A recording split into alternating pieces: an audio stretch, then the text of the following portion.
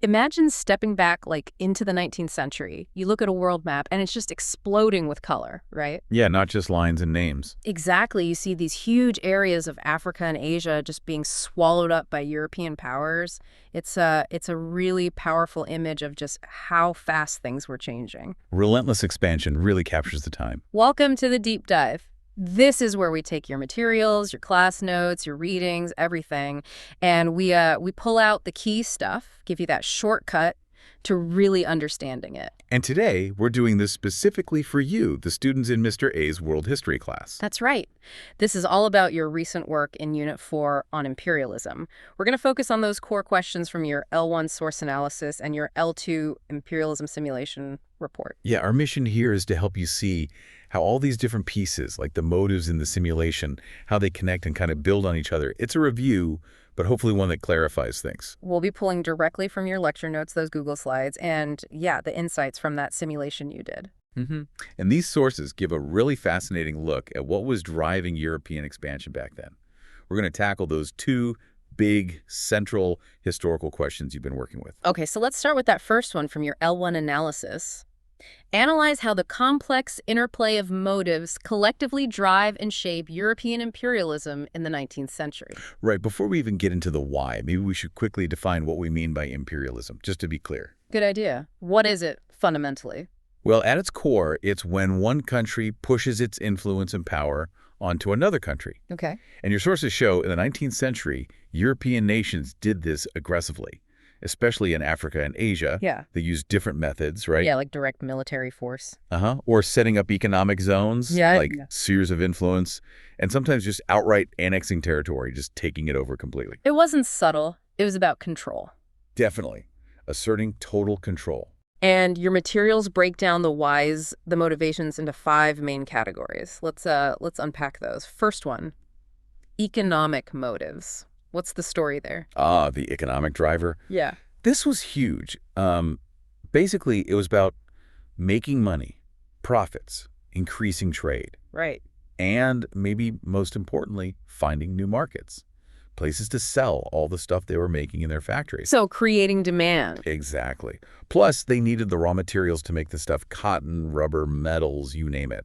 And often, cheap labor went along with that. It sounds like they wanted to reshape entire economies to serve their own needs. That's a good way to put it, turning them into suppliers and consumers for Europe. That picture you had, the diamond mine in South Africa, that really hits home, doesn't it? The raw desire for those valuable resources. It really does.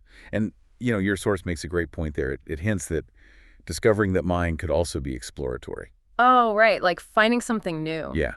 Which shows how these motives weren't in neat little boxes. They overlapped a lot.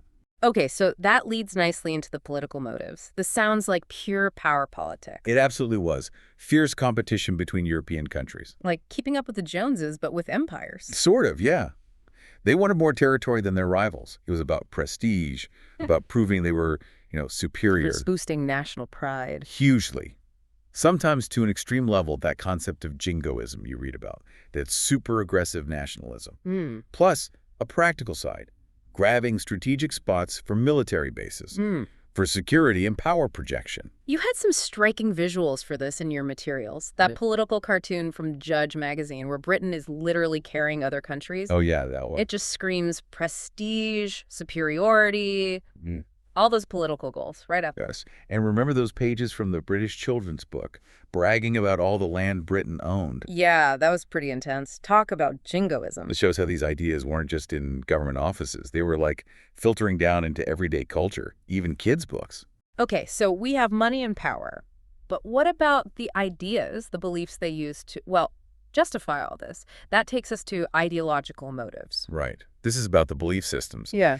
And a big one was this conviction that their own race, European culture, was superior. Okay. And this idea twisted into a sense that it was their duty, their burden, almost to bring their civilization to places they saw as less developed. The whole civilizing mission idea. Exactly. And mixed in with that was social Darwinism, that really flawed idea that only the fittest nations survive. So conquest was somehow natural. Wow, that Henry Morton Stanley quote you had about the Congo. Oh, yeah, that's a chilling one. Describing it as a blank, a fruitless waste, and saying his job was to fill this blank with life.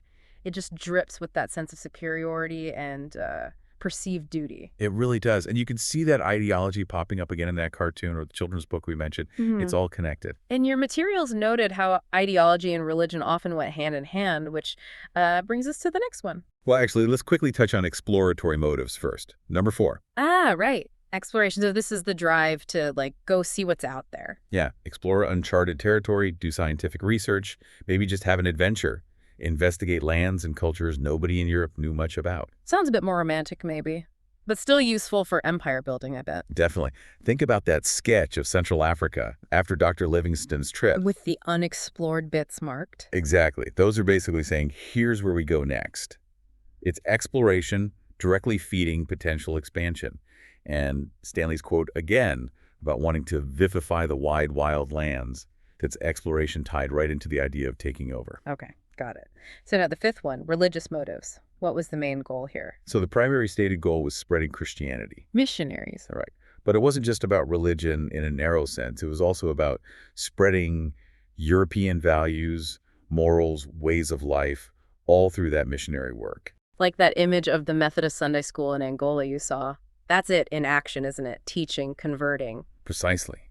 And here's where your source makes that crucial link again. Religious motives often overlapped heavily with ideological ones. How so? Well, think about it. Both were trying to change local beliefs and customs, replace them with European ones. Right. One focused specifically on Christianity. And the other on broader culture, politics, society. Yeah. But the underlying goal of changing people to be more European was very similar. They both aimed to transform those societies. Okay, so we've got the 5. Economic, political, ideological, exploratory, religious.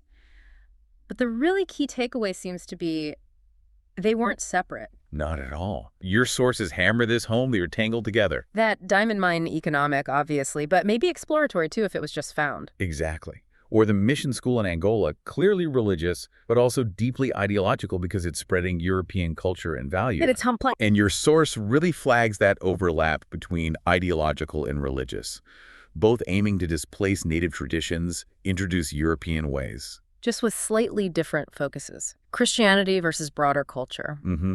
But that shared goal of transformation is key. Now, your sources also kind of floated the idea that out of all 5, the ideological motive might have been the most influential. Why would that be? Well, the thinking there, based on your source, is that it was about fundamentally changing people, forcing them out of their own traditions, their own identities, and making them adopt European culture. Which would be a massive, often unwelcome shift. A huge adjustment. It wasn't just about taking resources or land. It was about changing who people were. That kind of deep societal change arguably had the most profound and often damaging long-term impact. It's definitely a lot to think about. And, while looking at these motives, your sources also threw out some scenarios. Yeah. They pushed you to consider if imperialism could ever be justified. Right, those hypothetical situations. Yeah, things like, what if it's for national security, needing a port or an airfield, or a national economy getting vital oil reserves? Or even framed as a moral duty, bringing roads, schools, hospitals to supposedly uneducated people. Or establishing religious freedom or even political freedom by overthrowing a tyrant. Yeah, and it's really, really important to stress what your source is doing there. What's that? It's showing you the arguments people used at the time, the rationales, the justifications they presented. Okay, not saying those justifications were right. Exactly. It's about understanding the historical conversation, how these massive actions were framed and maybe made palatable back then. It shows how powerful justification can be. That's a critical point. Okay, let's shift gears a bit. Let's connect all this motive stuff to that second central historical question, the one from your simulation. How did interconnected demands of industrial production, alongside the advancement of technology, drive the rapid expansion of imperialism into Africa and Asia? Yes. This moves us from the why to the how. How is it even possible on such a scale? And the simulation really showed this, didn't it? That link between industry, resources, and markets. Absolutely. They're totally interdependent. You can't have booming industrial production without resources and without people to buy the finished goods. So industry needs fuel, basically. Raw materials, iron, cotton, whatever, to make things. And energy for the factories. Check. And then you need buyers. Demand. If you make tons of stuff, someone has to buy it. Otherwise, the whole system grinds to a halt. So more markets means more demand, which means more production. It's a cycle. Precisely. And this is where it got tricky for European countries. Your simulation map showed it clearly. A place like Great Britain might have huge industrial capacity, what was it, 67 units? Something like that, yeah. High capacity. But maybe only like 2 units of domestic natural resources. Right, a big mismatch. They could make way more than their home resources or home markets could support. Which created this desperate need for foreign resources and foreign markets. They had the factories, but not enough stuff to feed them or enough customers at home. Bingo. And that's where technology becomes the absolute game changer. The engine, really. How so? What did technology do? Well, multiple things. First, it made factories way more efficient. Lower costs, better quality goods. Making their stuff more competitive globally. But, crucially, it also enabled the expansion itself. Think steamships, faster travel for goods and troops. Telegraphs, faster communication. And weapons technology. Oh, absolutely. Better guns, like repeating rifles, gave them a massive military edge. And even advances in medicine, like quinine for malaria, let Europeans survive in climates that were previously very dangerous for them. So technology was power, economic, and military. Directly. And your simulation showed that too, right? Spending on R&D. Yeah, it boosted your production capacity. Exactly. More tech, more production, more power. Simple as that. Okay, so you've got this industrial machine constantly hungry for resources and markets, and you've got the technology to go out, get those resources, control those markets, and defeat anyone who resists. You put those together, and you get rapid expansion. That intense demand for the foreign resources and markets you saw on the Africa and Asia map in the simulation just fueled incredible competition. A race? A flat-out race. A scramble among European powers to grab territory in Africa and Asia before their rivals could. And why were Africa and Asia specifically so vulnerable? Your sources touched on this. Yeah, it's a tough reality. Compared to industrializing Europe, many parts of Africa and Asia at that time just didn't have the same level of modern military tech or infrastructure. They couldn't really fight back effectively against machine guns and steamships. Pretty much. And the cruel irony is they were incredibly rich in the exact resources the Europeans wanted. So militarily weaker, but resource-rich. Which made them, as your source puts it quite bluntly, fairly easy to conquer. And what's really sobering reading your materials is the lack of concern for the consequences. Yeah, your sources state it clearly. The imperial powers didn't care about the long-term effects of what they were doing. Just focused on their own gain. Entirely.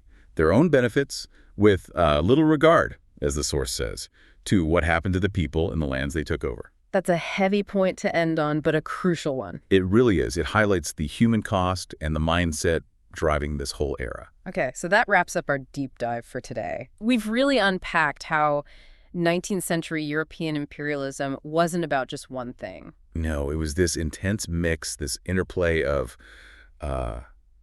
economic greed, political rivalry, that sense of ideological superiority, the excitement of exploration, and religious motivations too. And driving it all, pushing it forward, was that relentless industrial engine needing fuel and markets. And the technology that made it all possible, leading to that incredibly fast, often brutal scramble for global dominance. Understanding how all these pieces fit together, the demands, the motives, the technology, helps you see history as more than just, A caused B. Right. It shows how these big forces, both tangible things like factories and intangible things like beliefs, combine to reshape the entire world, sometimes in really destructive ways. So, as you're thinking about all this, maybe preparing for Mr. A's class, here's something to chew on. How do the echoes of these 19th century motives, especially that powerful link between economic needs and technological advantage, how do they still play out today? How do they shape who has power, who controls resources in our own world? That's a big question. It definitely keeps this history relevant, doesn't it?